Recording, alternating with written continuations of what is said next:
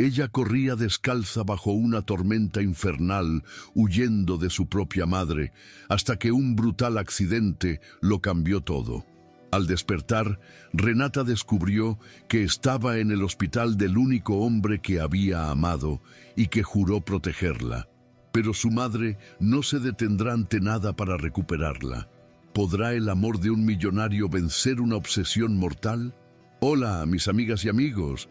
Antes de comenzar esta sorprendente historia, dejen en los comentarios desde dónde están viendo y cuéntame cómo va tu día, ¿vale? Y recuerden dar like y suscribirse al canal. La tormenta sobre la autopista a Zapotlanejo no era simplemente lluvia. Era un castigo bíblico que golpeaba el asfalto con la furia de 1000 martillos líquidos, ahogando los faros de los escasos vehículos que se atrevían a desafiar la noche cerrada de Jalisco. En medio de ese caos acuático, donde el cielo y la tierra se fundían en una negrura impenetrable, una figura solitaria corría por el acotamiento, descalza y con el alma hecha jirones, abrazando contra su pecho un estuche de violín maltratado, como si protegiera al último heredero de una dinastía extinta.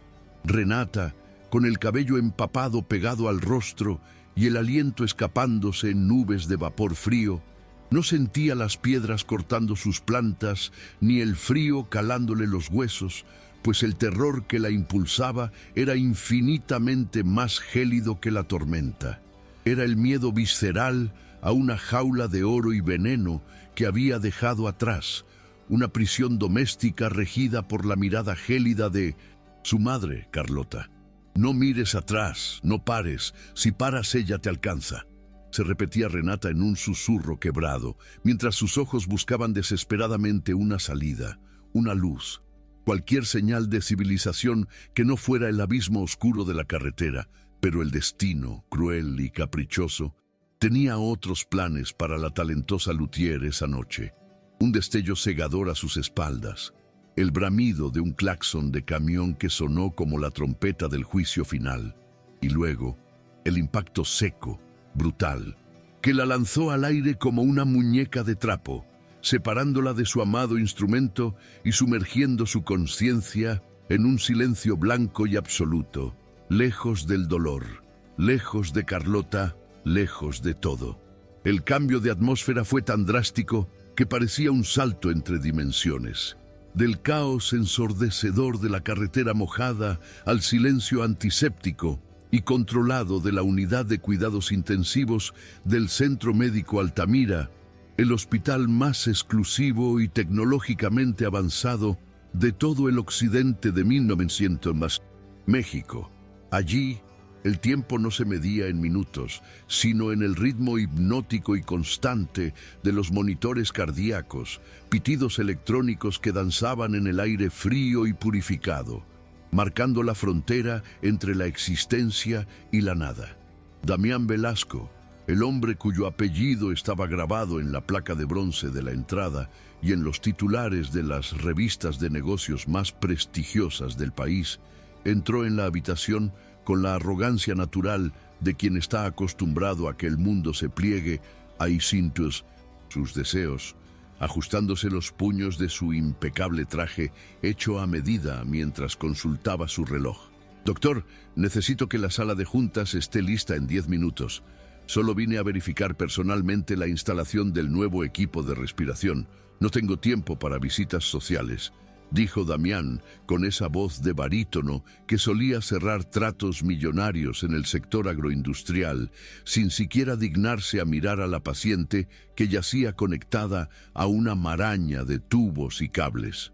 Sin embargo, al dar un paso más hacia la cama, algo en la fragilidad de la figura bajo las sábanas blancas, quizás la forma en que la luz tenue acariciaba un mechón de cabello oscuro o la curva familiar de una mano vendada, hizo que su corazón, generalmente blindado por capas de cinismo corporativo, diera un vuelco violento, deteniendo sus pasos en seco y dejando caer su costoso maletín de cuero al suelo con un golpe sordo que resonó como un disparo en la habitación. Damián se acercó al lecho con la incredulidad pintada en el rostro, sintiendo cómo el aire abandonaba sus pulmones, transformando al implacable CEO en el muchacho vulnerable que había sido una década atrás, temblando mientras extendía una mano hacia el rostro magullado de la mujer que creía haber perdido para siempre en los laberintos del pasado y el resentimiento. «Renata», susurró, y el nombre salió de sus labios no como una pregunta, sino como una plegaria desesperada, cargada de años de ausencia y preguntas sin respuesta, mientras sus dedos rozaban con infinita delicadeza la piel pálida de su mejilla, temiendo que ella fuera un espejismo provocado por el cansancio y la culpa. Los ojos de la paciente se abrieron de golpe, dos pozos oscuros desbordados de un pánico primario y desorientado, y su cuerpo se tensó bajo las sábanas en un espasmo de huida frustrada, haciendo que las alarmas de los monitores aumentaran su frecuencia en una cacofonía de advertencia. «No, ella viene, me va a encontrar, no dejes que me lleve», intentó gritar Renata, pero su voz era apenas un rasguño gutural, ahogada por la sequedad y el trauma, mientras sus manos, envueltas en yesos y vendajes complejos, se agitaban inútilmente en el aire, buscando defenderse de fantasmas invisibles que solo ella podía ver. Damián, reaccionando con un instinto protector que creía atrofiado, atrapó suavemente sus muñecas inmovilizadas para evitar que se lastimara más, inclinándose sobre ella hasta que sus miradas se anclaron la una en la otra, creando un escudo invisible contra el mundo exterior. «Mírame, Renata, mírame. Soy yo, Damián. Nadie te va a tocar aquí. Te lo juro por mi vida. Estás en mi casa, en mi hospital. Nadie entra aquí si yo no lo permito», le aseguró con una intensidad feroz, sus ojos inyectados en una mezcla de furia contra quien le hubiera hecho esto y una devoción absoluta que no había disminuido ni un ápice con los años. La puerta de la habitación se abrió con un siseo neumático y entró el doctor Arriaga, el jefe de traumatología, con el semblante grave de quien porta noticias que pueden destrozar vidas, sosteniendo una tableta digital con radiografías tridimensionales que brillaban con una luz azulada y ominosa. «Señor Velasco, lamento interrumpir, pero la situación de la paciente es crítica y necesitamos tomar decisiones inmediatas respecto a la cirugía reconstructiva», comenzó el médico, sin percatarse de la tensión eléctrica que saturaba el aire entre el magnate y la mujer en la cama, tratando de mantener el protocolo profesional ante su jefe. Damián no se apartó de Renata, mantuvo una mano firme sobre su hombro para anclarla a la realidad mientras giraba la cabeza lentamente hacia el doctor, con una mirada tan gélida que podría haber congelado el infierno. «¿Qué tan grave es, Arriaga?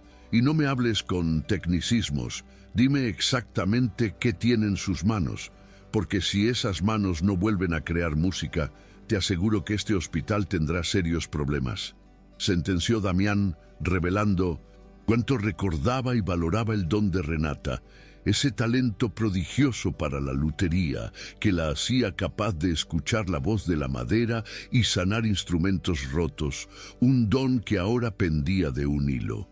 Renata, al escuchar hablar de sus manos, dejó escapar un sollozo ahogado, mirando con terror los vendajes voluminosos que cubrían sus herramientas de trabajo, su única vía de escape, su identidad entera. La idea de perder la movilidad fina era para ella una muerte en vida, peor que cualquier accidente. Tiene fracturas múltiples en los falanges y metacarpianos de ambas manos, además de daño en los nervios periféricos.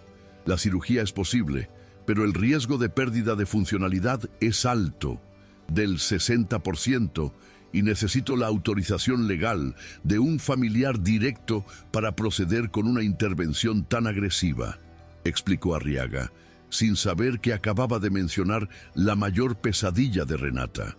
Al oír la palabra familiar, el cuerpo de Renata se convulsionó con una violencia Renovada, sus ojos se desorbitaron y comenzó a negar frenéticamente con la cabeza, luchando contra el dolor y la sedación para articular las palabras que quemaban su garganta.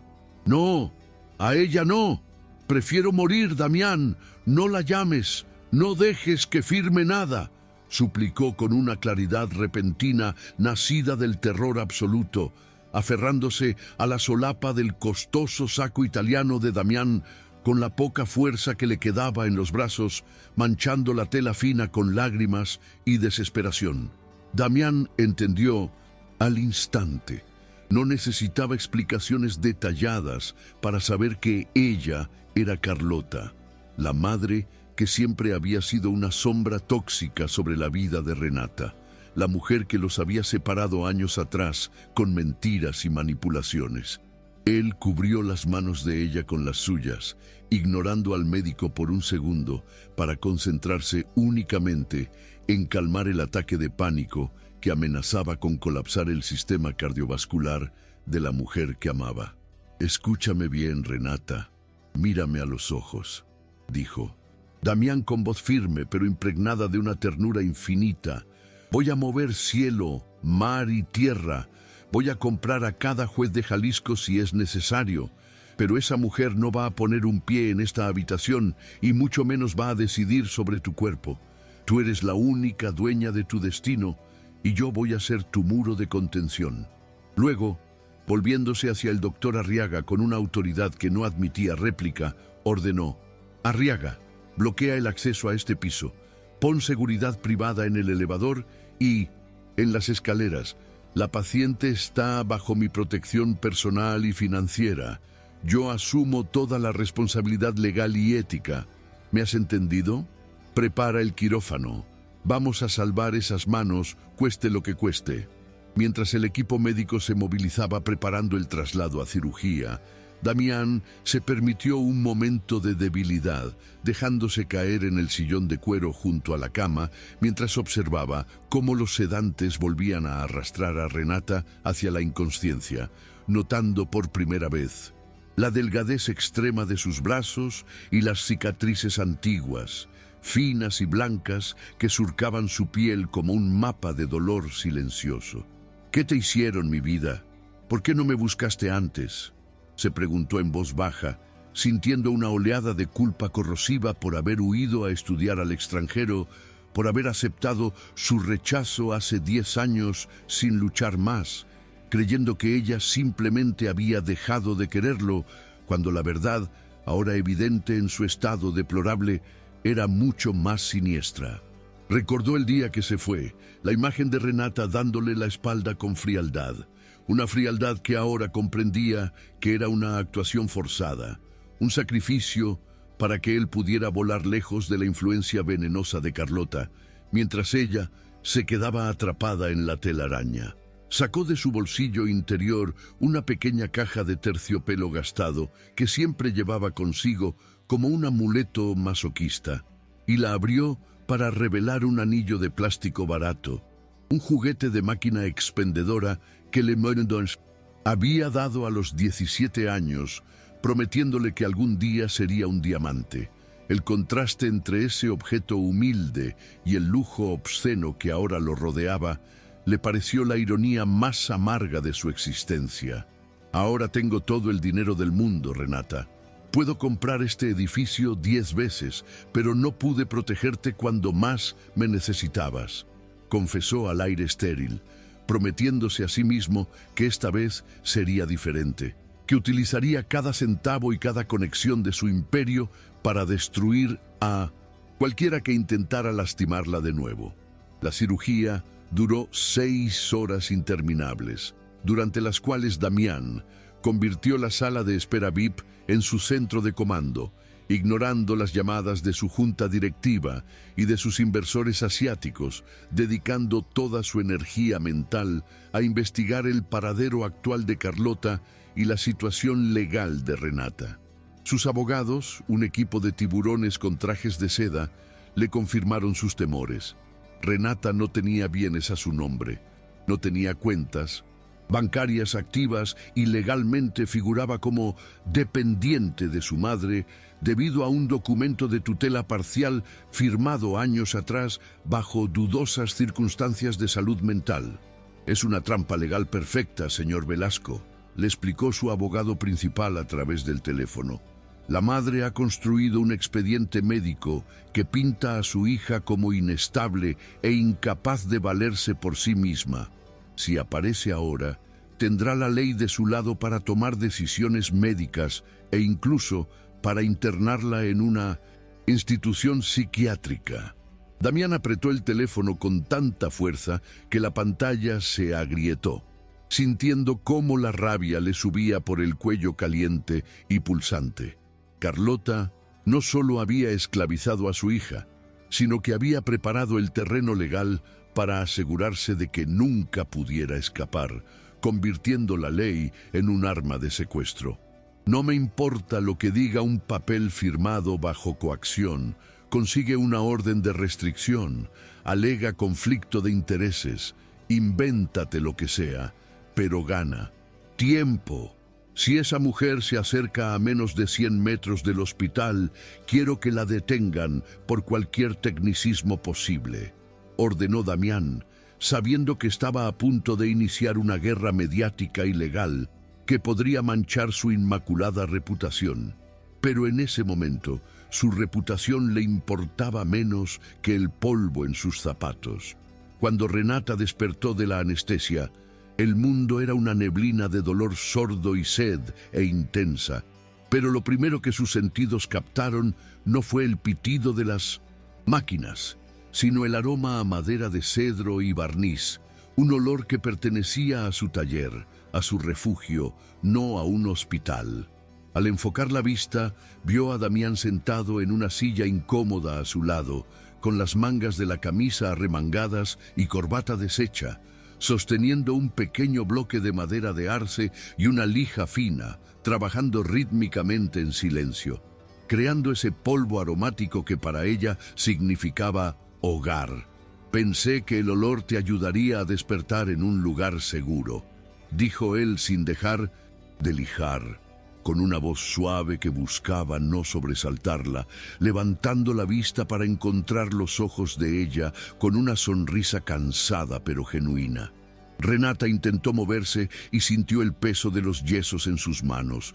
El pánico volvió a burbujear en su pecho, pero Damián dejó la madera y se inclinó hacia ella, colocando sus manos sobre los antebrazos de ella con firmeza. «Shh, tranquila, la cirugía salió bien. El doctor Arriaga es un genio. Dice que los nervios están conectados. Solo necesitas tiempo y mucha terapia y paciencia, algo que nunca tuviste», bromeó suavemente, tratando de aligerar la atmósfera densa de tragedia. Renata lo miró. Realmente lo miró por primera vez en años, notando las líneas de expresión alrededor de sus ojos, la madurez en su mandíbula, y sintió una oleada de gratitud tan intensa que le dolió el pecho. ¿Por qué estás aquí, Damián? Deberías estar en tus reuniones, en tu mundo. Yo soy un desastre.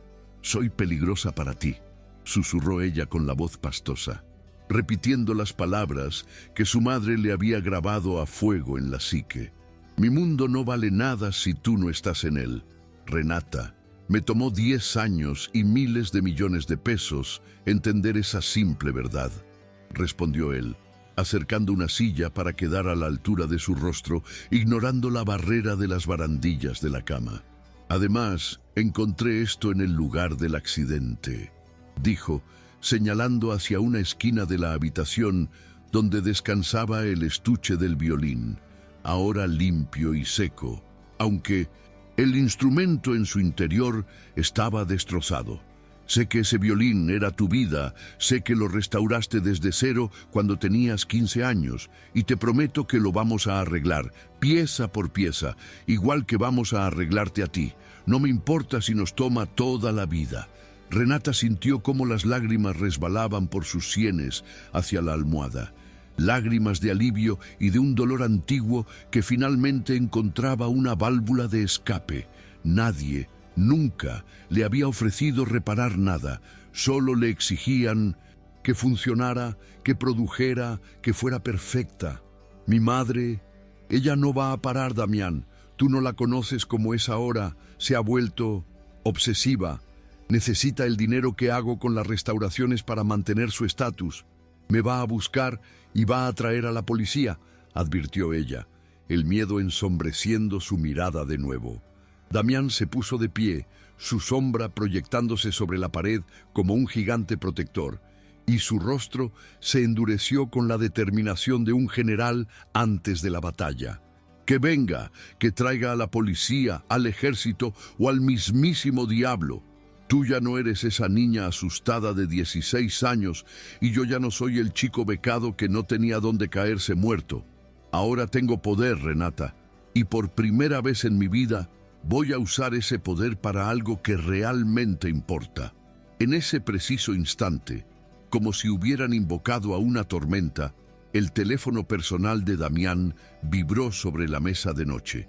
Era el jefe de seguridad del hospital, con un mensaje breve y alarmante. Señor Velasco, tenemos una situación en la recepción principal. Una mujer llamada Carlota Flores está aquí. Viene acompañada de 2 abogados y un notario público, y está gritando a los 4 vientos que tenemos secuestrada a su hija incapacitada. Hay prensa local afuera, parece que ella los llamó. Damián leyó el mensaje y su mandíbula se tensó, guardando el teléfono con calma deliberada para no alarmar a Renata, aunque por dentro sentía la adrenalina del combate inundando sus venas. Se volvió hacia ella, le acomodó un mechón de cabello detrás de la oreja y le dio un beso casto en la frente, un beso que sellaba un pacto de guerra. Tengo que salir un momento a arreglar unos asuntos burocráticos. Descansa, intenta dormir. Recuerda que hay guardias en la puerta y nadie entra sin mi llave. Le mintió piadosamente para protegerla de la angustia inmediata. Renata, sin embargo, conocía esa mirada en los ojos de Damián, la misma mirada desafiante que tenía cuando defendía a los niños más pequeños en el patio de la escuela, y su instinto le gritó que la guerra había llegado a las puertas de su santuario. «Es ella, ¿verdad?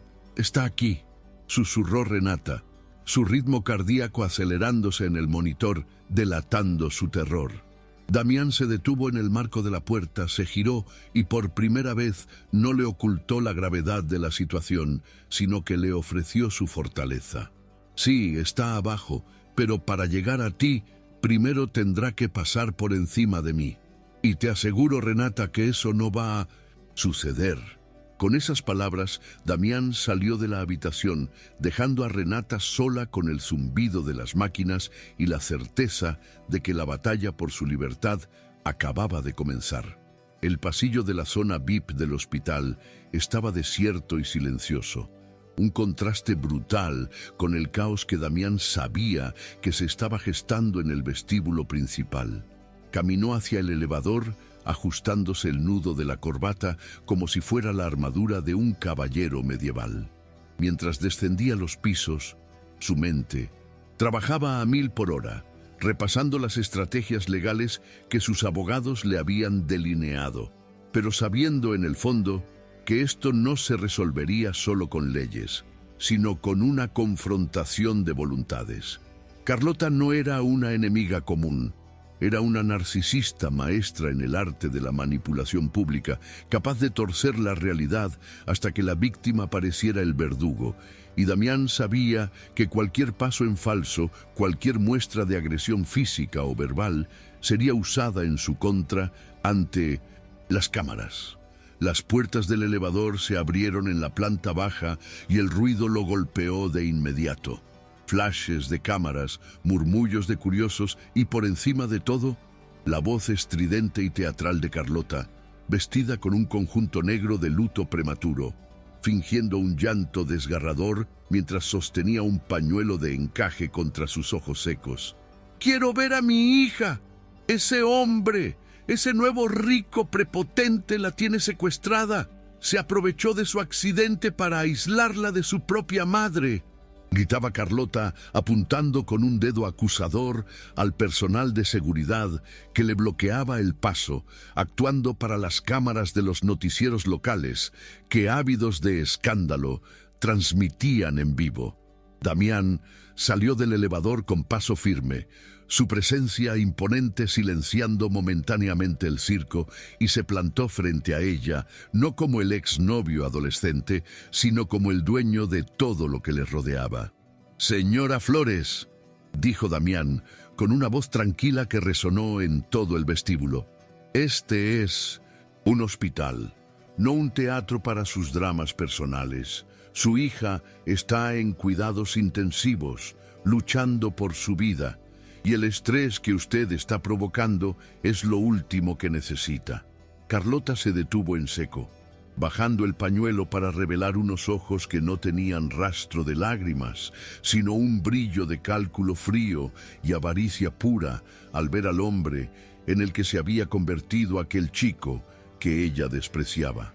«Vaya, Damián Velasco, el hijo de la sirvienta se ha comprado un traje caro», escupió ella, con voz baja para que solo él la escuchara, antes de volver a subir el volumen para su audiencia.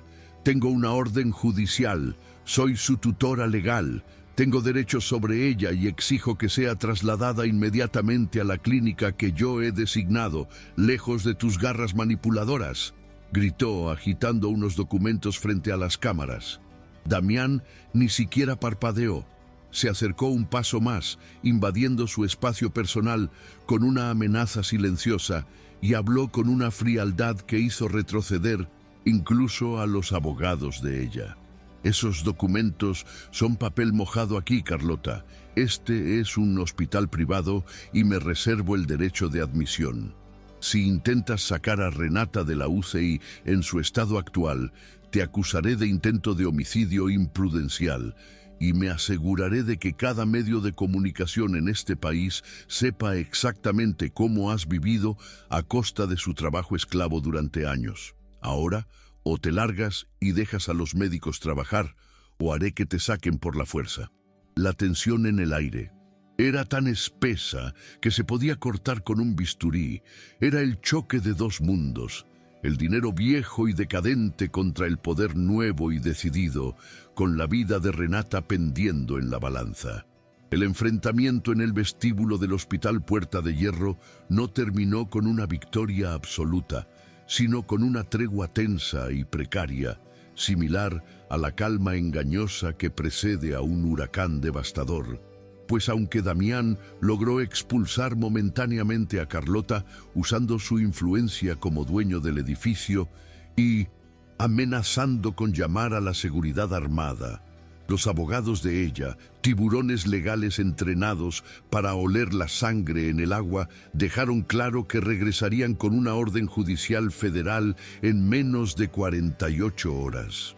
Damián subió de nuevo al piso de cuidados intensivos, sintiendo el peso del mundo sobre sus hombros, aflojándose la corbata como si fuera una soga que le cortaba la respiración, consciente de que el tiempo se le escurría entre los dedos como arena fina y que cada segundo que pasaba sin una solución legal definitiva era un segundo que acercaba a Renata a su peor pesadilla.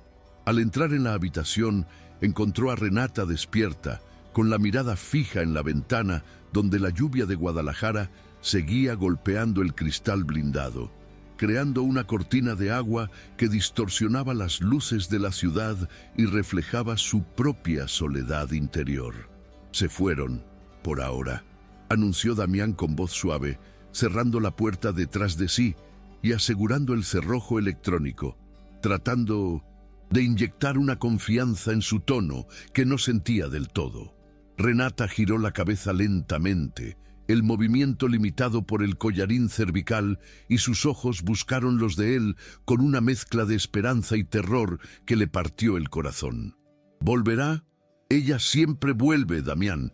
Es como una hiedra. Si le cortas una rama, crecen dos más fuertes y venenosas», susurró ella, con la voz temblorosa por los efectos residuales de la sedación y el miedo atávico que su madre le había inculcado desde la Infancia. Damián se acercó y se sentó al borde de la cama, tomando con infinito cuidado una de sus manos vendadas entre las suyas, sintiendo el calor de su piel a través de las capas de gasa. Que vuelva las veces que quiera, se estrellará contra un muro cada vez. He puesto a mi mejor equipo legal a trabajar en una revocación de tutela, pero necesitamos tiempo. Renata, necesito que te concentres en sanar, en comer, en recuperar fuerzas, porque la batalla real no será en los juzgados, sino en tu voluntad de ser libre. Los días siguientes se convirtieron en una burbuja de tiempo suspendido, una extraña luna de miel hospitalaria donde el dolor físico de las cirugías se mezclaba con una intimidad emocional que ninguno de los dos había experimentado jamás, ni siquiera durante su romance adolescente. Damián, el CEO implacable que solía devorar empresas y competidores, desapareció para dar paso a un hombre dedicado enteramente al cuidado de la mujer que amaba, trasladando su oficina a la sala de espera y entrando cada hora para verificar el estado de Renata. Una tarde, cuando la enfermera trajo la bandeja de la comida con una sopa de verduras y gelatina insípida, Renata miró sus manos inutilizadas con frustración, las lágrimas de impotencia llenando sus ojos al darse cuenta de que no podía ni siquiera sostener una cuchara, sintiéndose de nuevo como una carga, como la inválida inútil que Carlota siempre le dijo que sería sin ella. Damián, percibiendo su angustia antes de que ella pudiera articularla, dejó su tablet sobre el sofá, acercó la silla y tomó el tazón de sopa con una naturalidad que desarmó cualquier protesta. «Ni se te ocurra poner esa cara de tragedia griega», dijo él con una sonrisa traviesa que iluminó sus facciones cansadas, cargando la cuchara y soplando suavemente para enfriar el caldo. «Vamos, abre la boca, y si te atreves a decir que te sientes inútil, te juro que me como yo esta gelatina de limón, que se ve terrible», bromeó, acercando la cuchara a sus labios imitando el sonido de un avión, un gesto infantil y ridículo que rompió la tensión del momento como un cristal cayendo al suelo. Renata soltó una risa, la primera risa genuina que escapaba de su garganta en años, un sonido oxidado pero hermoso que resonó en la habitación blanca. «Eres un idiota, Damián Velasco, un magnate haciendo avioncitos con la sopa», replicó ella, pero abrió la boca y dejó que él la alimentara, sintiendo en ese acto de servicio una forma de amor tan pura y desinteresada que le dio ganas de llorar de nuevo, pero esta vez de gratitud.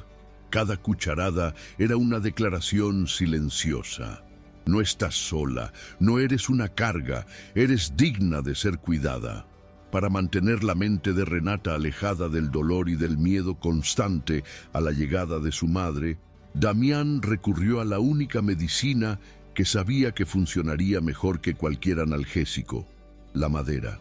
Había mandado traer del taller de un colega luthier en el centro de la ciudad un bloque de abeto alemán de primera calidad y varias lijas finas, y pasaba las tardes sentado junto a su cama, lijando la madera con movimientos rítmicos y precisos, llenando el aire aséptico del hospital con el aroma terroso y dulce del aserrín. «Esta madera tiene historia, Renata», le contaba a él mientras trabajaba, su voz grave actuando como un bálsamo hipnótico. «Dicen que el árbol creció en una ladera fría de los Alpes, por eso su fibra es tan densa y resonante, igual que tú, que has crecido en el frío y la adversidad, y por eso tu música es más profunda». Renata cerraba los ojos y aspiraba el aroma, visualizando las vetas de la madera, corrigiendo mentalmente los movimientos de Damián, diciéndole dónde aplicar más presión y dónde ser más suave. «No, no presiones tanto en los bordes, Damián. Tienes que dejar que la madera respire. Trátala como si fuera piel», le instruía ella, recuperando poco a poco su autoridad, su identidad de maestra artesana que Carlota había intentado borrar. En esos momentos, El hospital desaparecía y volvían a ser dos almas conectadas por la creación. Y Damián aprovechaba para sembrar en ella la semilla de la rebelión. ¿Ves cómo sabes lo que haces? Tienes un don que es tuyo, Renata, no de ella. Nadie te dio ese talento y nadie te lo puede quitar, ni siquiera con un accidente, ni siquiera con un papel firmado. Tú eres la luthier, ella solo es la que cobra los cheques. Esas conversaciones lentas y profundas iban reconstruyendo la autoestima de Renata, pieza a pieza, preparándola para el enfrentamiento inevitable, aunque ella todavía temblaba ante la sola mención del nombre de su madre. Pero el mal, como bien sabía Renata, es paciente y astuto, y Carlota no se había quedado de brazos cruzados esperando que la burocracia hiciera su trabajo. Sabía que el tiempo jugaba a favor de la recuperación de su hija y necesitaba actuar antes de que Renata recuperara la lucidez suficiente para revocar los poderes notariales. Aprovechando el cambio de turno de la guardia de seguridad privada que Damián había contratado y utilizando una distracción creada por un incidente menor en la entrada de urgencias, provocado convenientemente por un conocido suyo, Carlota logró burlar el primer anillo de seguridad. Vestida no con sus habituales ropas de marca ostentosas, sino con un uniforme genérico de enfermera que había conseguido de manera ilícita y con el rostro cubierto por una mascarilla sanitaria y un gorro quirúrgico, se deslizó por los pasillos como una sombra venenosa, mimetizándose con el personal del hospital.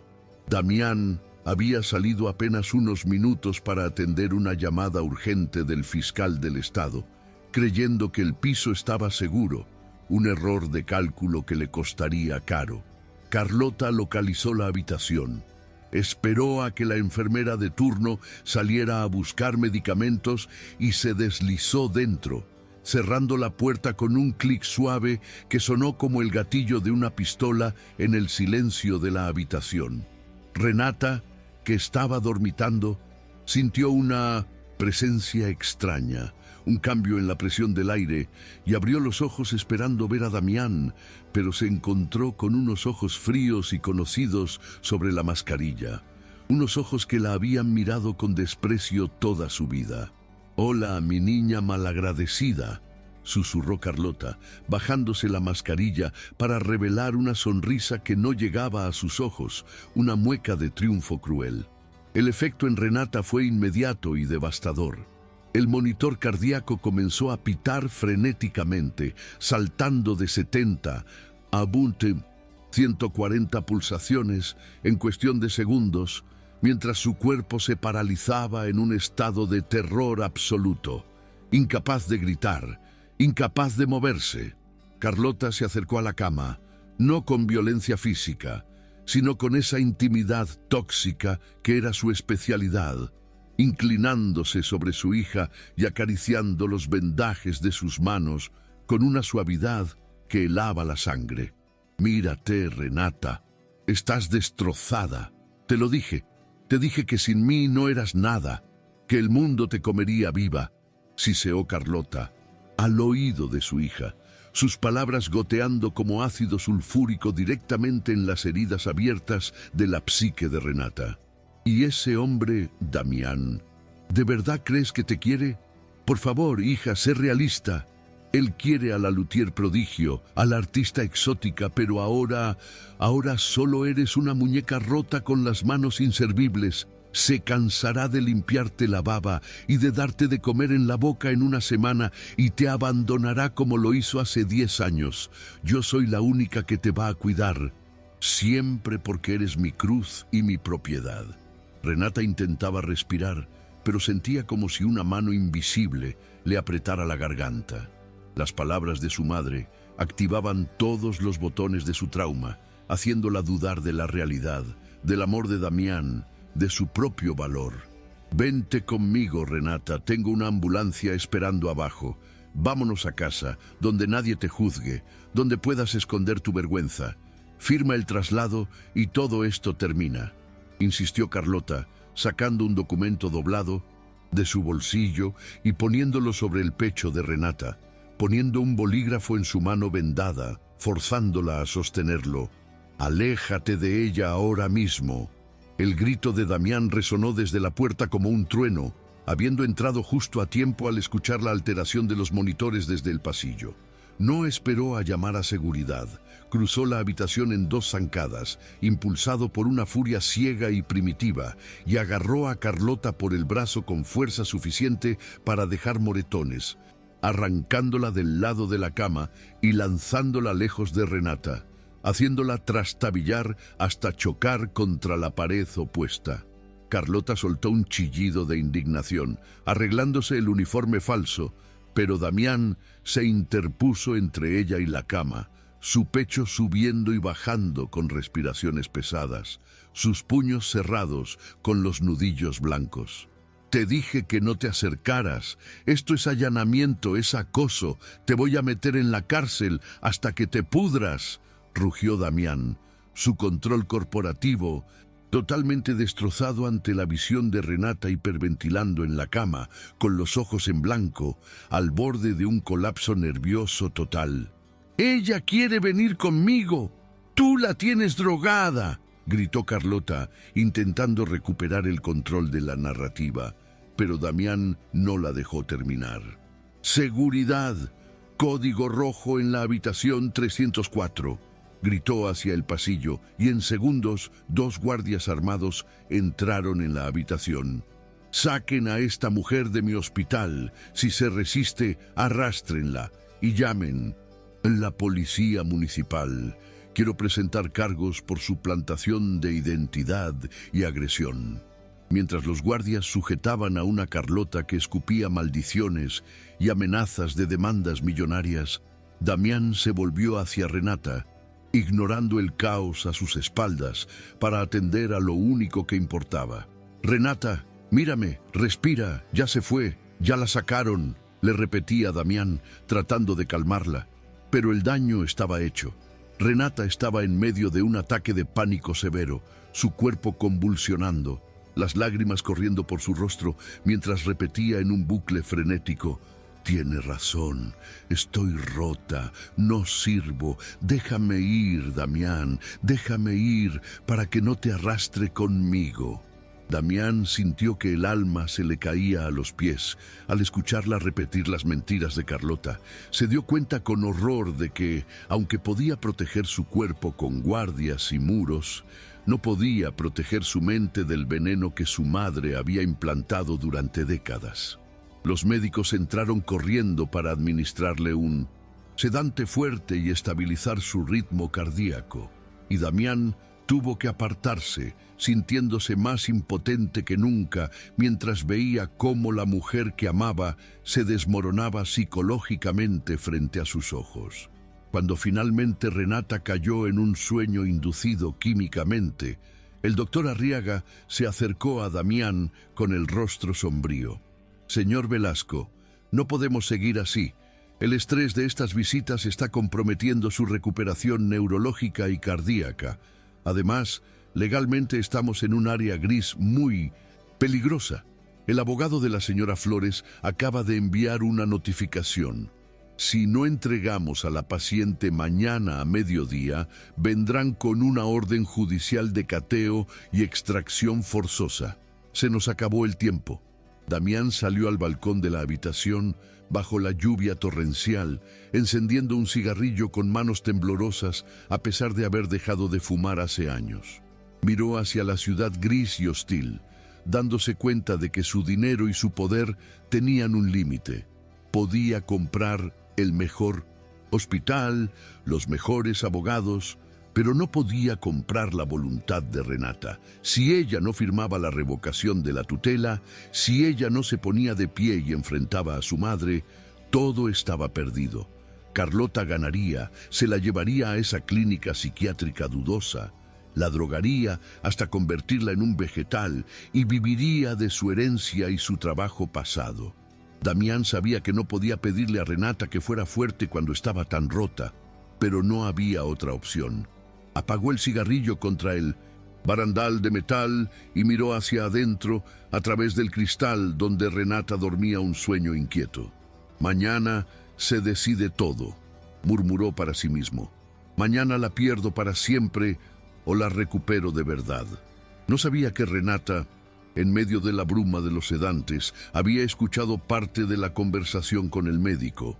En su mente fracturada, una pequeña chispa de supervivencia, esa misma chispa que la hizo correr descalza por la carretera bajo la lluvia, comenzaba a arder de nuevo, alimentada por la desesperación y por una verdad que Damián le había dicho mientras lijaba madera. Tú eres la luthier, ella solo es la que cobra. A la mañana siguiente, el ambiente en el hospital era de una tensión insoportable, como la de un campo de batalla minutos antes de la carga final. Damián había pasado la noche en vela, revisando documentos con sus abogados, buscando cualquier resquicio legal, pero la conclusión era unánime. Sin la firma de Renata declarándose competente y rechazando a su madre, la ley favorecía a la familia consanguínea. Entró en la habitación con una taza de café frío en la mano y ojeras profundas, esperando encontrar a Renata dormida.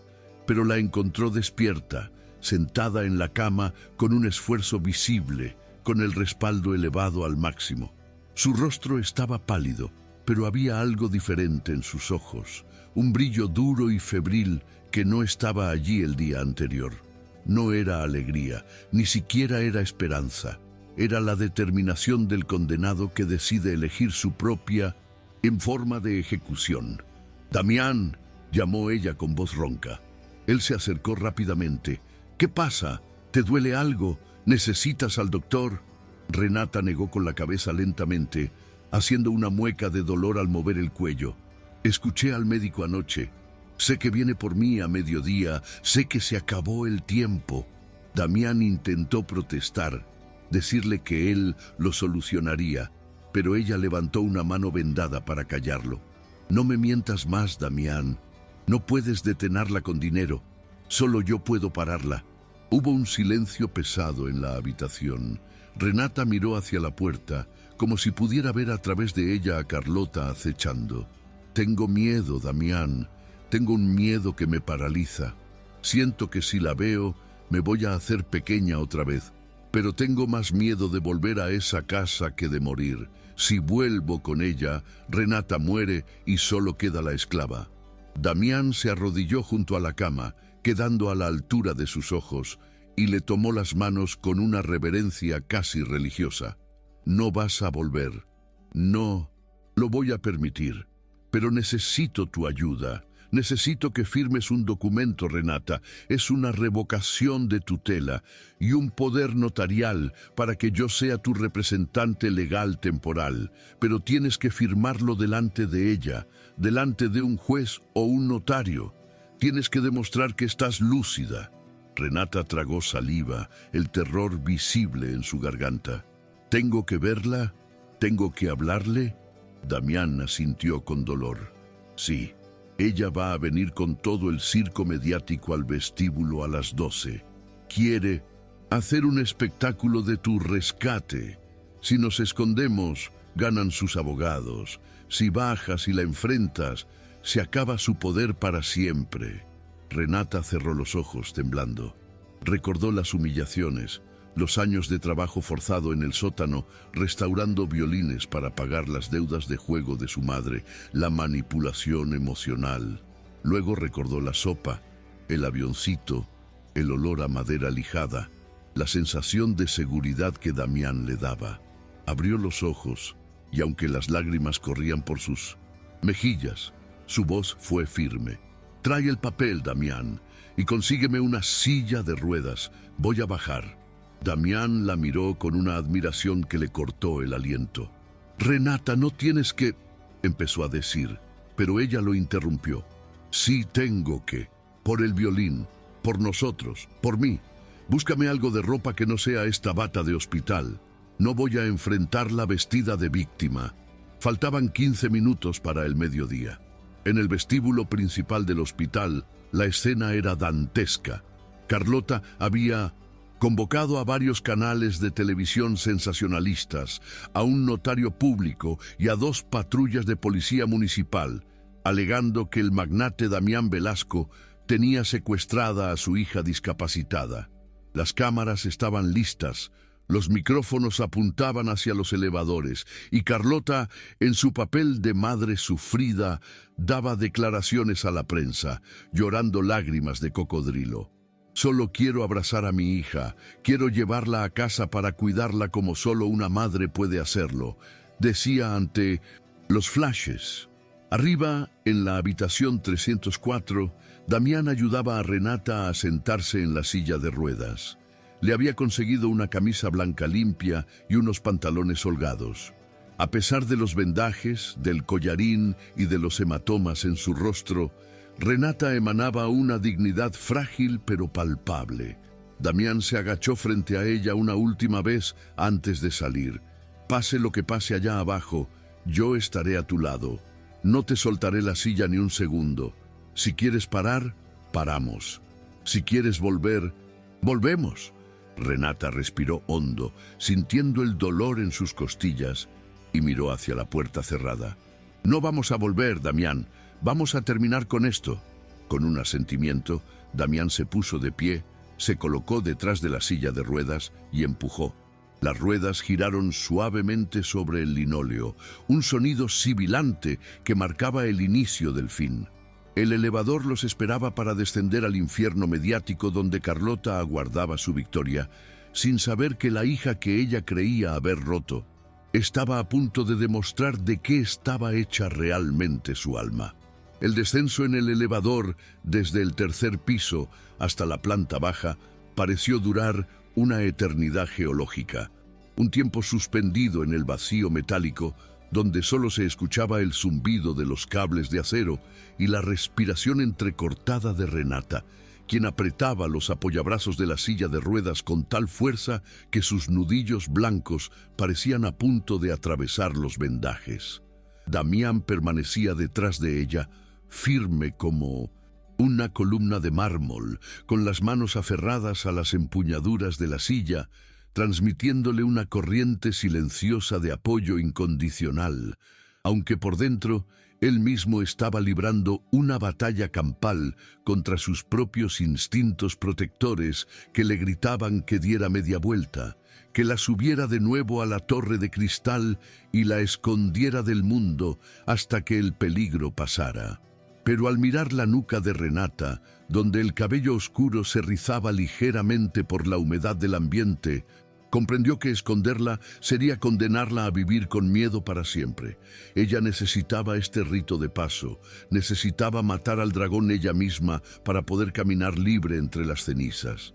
Recuerda, Renata, no estás sola en esa arena. Si sientes que te vas a caer, yo te sostengo. Si te falta la voz, yo hablo por ti, pero sé que hoy tu voz sonará más fuerte que nunca. Le susurró Damián al oído justo cuando el indicador digital marcaba el piso 1, preparándola para el impacto.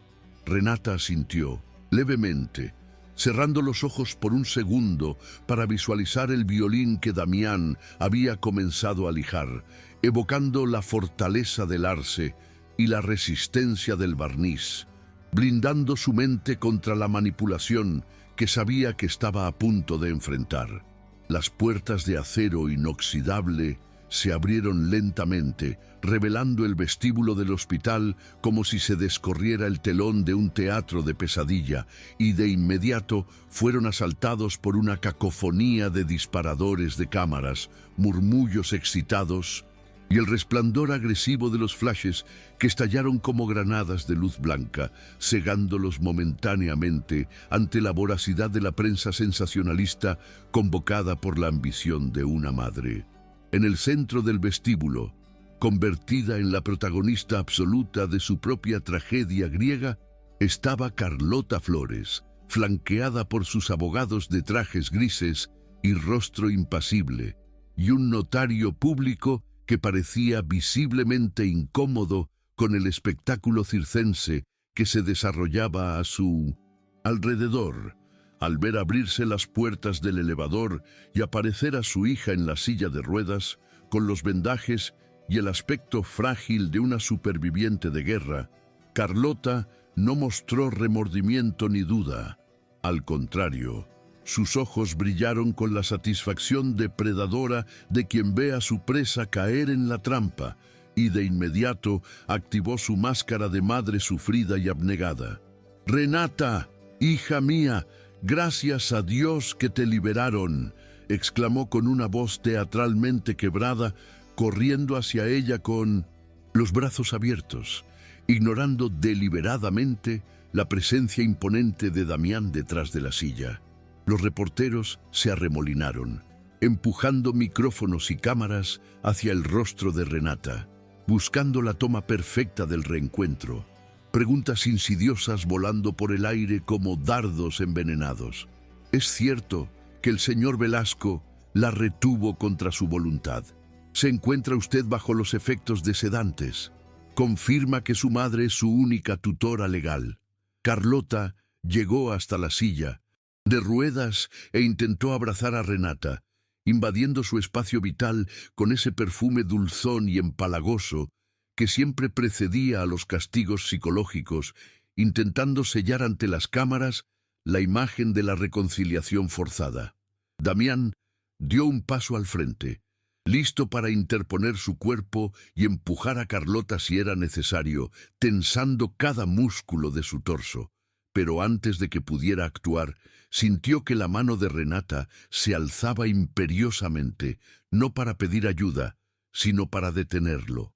Fue un gesto pequeño, limitado por el dolor y las vendas, pero cargado de una autoridad nueva y desconocida. Renata clavó sus ojos en los de su madre, esos ojos que durante 26 años habían sido los espejos deformantes donde ella solo veía sus propios defectos, y por primera vez no vio a un gigante omnipotente, sino a una mujer pequeña, amargada y desesperada por mantener el control de su fuente de ingresos. Con un esfuerzo sobrehumano que le costó una mueca de dolor agudo en las costillas fracturadas, Renata apoyó sus manos vendadas en los reposabrazos de la silla y comenzó a impulsarse hacia arriba. El vestíbulo entero enmudeció. Los flashes dejaron de disparar. Los reporteros bajaron los micrófonos y hasta Carlota se detuvo en seco, boquiabierta, viendo cómo su hija, la niña que ella creía haber roto más allá de toda reparación, se ponía de pie. Las piernas de Renata temblaban violentamente, su cuerpo oscilaba como un junco en la tormenta, y Damián tuvo que morderse la lengua para no sujetarla, manteniendo sus manos a milímetros de su espalda, listo para atraparla, pero dejándola luchar su propia gravedad.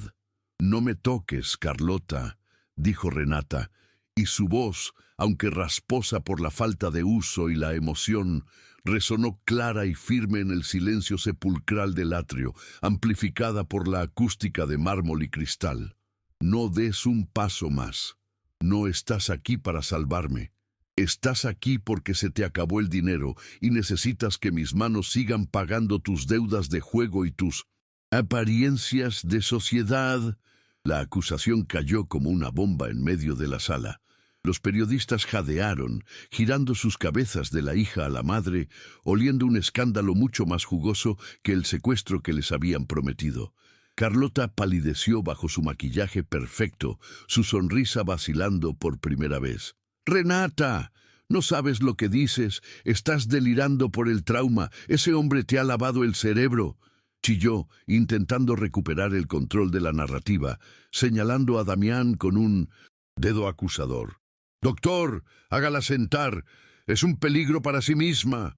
Pero Renata no se sentó. Al contrario, dio un paso vacilante hacia adelante, acortando la distancia con su madre, haciéndose enorme en su fragilidad. «El único peligro para mí siempre has sido tú, mamá», continuó Renata, y la palabra mamá sonó en sus labios no como un endónimo de cariño, sino como una sentencia judicial.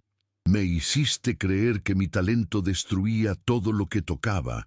Me alejaste del único hombre que me ha amado de verdad. Me encerraste en un sótano a restaurar violines viejos, mientras tú vivías una vida de lujos que no nos pertenecían. Pero el accidente me rompió los huesos, pero me abrió los ojos. Renata giró levemente la cabeza hacia Damián, quien le alcanzó una carpeta de cuero negro que uno de sus abogados le había entregado discretamente segundos antes. Con manos torpes pero decididas, Renata tomó el documento y lo arrojó a los pies de Carlota.